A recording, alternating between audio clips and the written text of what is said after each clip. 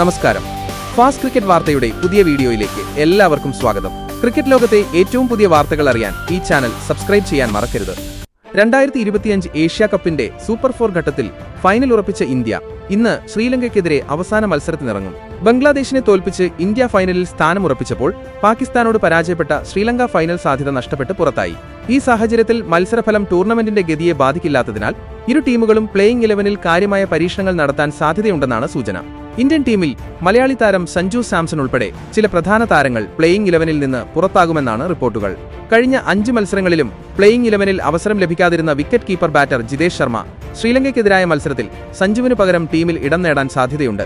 മധ്യനിരയിൽ ഹാർദിക് പാണ്ഡ്യയ്ക്ക് വിശ്രമം നൽകി യുവതാരം റിങ്കു സിംഗിനെ പ്ലേയിംഗ് 11-ൽ ഉൾപ്പെടുത്താനും ടീം മാനേജ്മെന്റ് ആലോചിക്കുന്നു. ബൌളിംഗ് വിഭാഗത്തിലും ഇന്ത്യ മാറ്റങ്ങൾ വരുത്താൻ സാധ്യതയുണ്ട്. ഫൈനലിന് മുന്നോടിയായി പ്രധാന പേസർ ജസ്പ്രീത് ബുംറയ്ക്ക് വിശ്രമം നൽകിയാൽ അർഷ്ദീപ് സിംഗ് വീണ്ടും പ്ലേയിംഗ് 11-ൽ തിരിച്ചെത്തും. ഗ്രൂപ്പ് ഘട്ടത്തിൽ ഒമാനെതിരായ മത്സരത്തിൽ അർഷ്ദീപ് ഇന്ത്യയ്ക്കായി കളിച്ചിരുന്നു. സ്പിന്നർമാരായ കുൽദീപ് യാദവിനോ വരുൺ ചക്രവർത്തിക്കോ വിശ്രമം നൽകിയാൽ യുവ പേസർ ഹർഷിത് റാണയ്ക്ക് പ്ലേയിംഗ് 11-ൽ അവസരം ലഭിച്ചേക്കും. ഇന്നലെ ബംഗ്ലാദേശിനെതിരായ മത്സരത്തിൽ 41 റൺസിന്റെ ആധികാരിക ജയം നേടിയെങ്കിലും ബാറ്റിംഗ് നിരയിൽ നടത്തിയ അനാവശ്യ പരീക്ഷണങ്ങൾ ഇന്ത്യയ്ക്ക് തിരിച്ചടിയായിരുന്നു.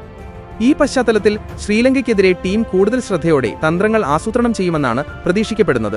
ഫൈനലിന് മുന്നോടിയായുള്ള ഈ മത്സരത്തിൽ യുവതാരങ്ങൾക്ക് അവസരം നൽകി ടീം കോമ്പിനേഷനുകൾ പരീക്ഷിക്കാനാണ് ഇന്ത്യയുടെ പദ്ധതി. ശ്രീലങ്കയും സമാനമായ രീതിയിൽ പരീക്ഷണങ്ങൾ നടത്താൻ സാധ്യതയുണ്ട്. ഇത് മത്സരത്തെ കൂടുതൽ ആവേശകരമാക്കും.